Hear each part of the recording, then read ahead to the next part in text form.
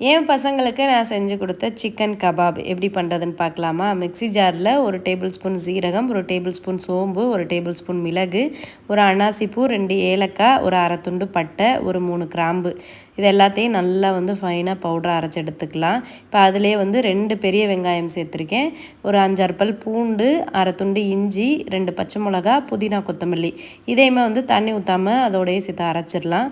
அப்புறம் boneless chicken எடுத்திருக்கேன், எலும்பெல்லாம் எதுவுமே எடுக்காமல் நல்லா சதையாக இருக்கிற சிக்கனை அது கூட சேர்த்துட்டு 2 முட்டை சேர்த்துக்கலாம். ஸோ சிக்கன் கபாப்னு சொல்லிவிட்டு இப்படி தான் என் பசங்களுக்கு செஞ்சு கொடுத்தேன், ரொம்பவே விரும்பி சாப்பிட்டாங்க.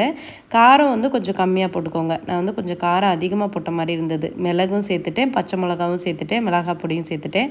அதனால் எல்லாம் சேர்க்கலாம், கொஞ்சம் கொஞ்சம் கம்மி பண்ணிக்கோங்க. 2 முட்டை போட்டதுக்கப்புறமா ஒரு அரை டேபிள் ஸ்பூன் மிளகாய் பொடி, அரை டேபிள் ஸ்பூன் மல்லிப்பொடி, 1/4 டேபிள் ஸ்பூன் மஞ்சள் பொடி, தேவையான அளவுக்கு உப்பு, இதெல்லாம் போட்டு மிக்சியை நல்லா அரைச்சி இந்த மாதிரி எடுத்துக்கலாம். பேஸ்ட் மாதிரி வந்துடும் சிக்கன்லாம் அரைச்சி. அதுக்கப்புறமா ஒரு பேனில் லைட்டாக ஆயில் ஸ்ப்ரே பண்ணிவிட்டு அந்த சிக்கனை இந்த மாதிரி கட்லட் மாதிரி தட்டி தட்டி போட்டோன்னா நல்லா வேகும். ஸோ இந்த மாதிரியும் வேக வச்சு எடுக்கலாம், இல்லைனா அவனில் கூட வேக வச்சு எடுக்கலாம். இந்த மாதிரி வேகும்போது சிக்கன் கம்ப்ளீட்டாக வேகுமா அப்படின்னு எனக்கு ஒரு சந்தேகமாக இருந்தது.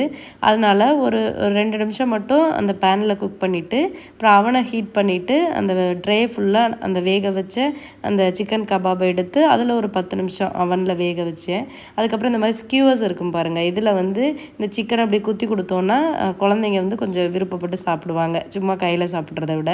ஸோ இந்த மாதிரி நீங்களும் ட்ரை பண்ணி உங்கள் குழந்தைங்களுக்கும் செஞ்சு கொடுங்க.